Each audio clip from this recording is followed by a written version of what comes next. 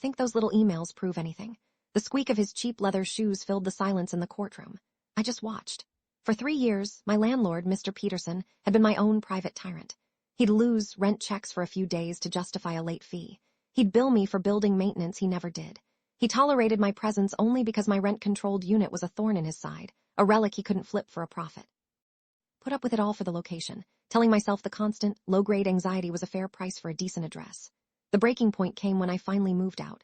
He didn't just keep my $3,500 security deposit. He sent me a certified letter with a bill for another $4,800 in damages, including a full kitchen renovation. When I called him, shocked, he laughed. "Pay it or I'll see you in collections, kid. Your credit score will be a ghost."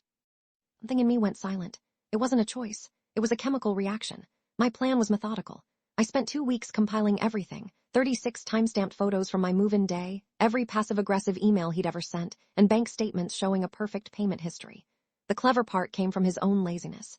He used a stock photo of a pristine, high-end kitchen in his invoice for my damages. A reverse image search traced it to a 2018 catalog for a luxury cabinet maker. I also paid a paralegal to pull court records, finding 2 other ex-tenants he'd sued with nearly identical fraudulent claims. I subpoenaed them both. In the courtroom, he looked bored until the judge got to Exhibit F, the cabinet catalog. His face went pale. My first witness, Ms. Vega, took the stand and presented an invoice from Peterson from 2 years prior, with the exact same stock photo. He started shuffling his papers. The judge asked me what I was seeking. "My deposit, Your Honor, and punitive damages." He was ordered to pay me back my $3,500, plus an additional $5,000 for committing fraud. The judge also submitted his name to the state licensing board. I left the courthouse and never looked back.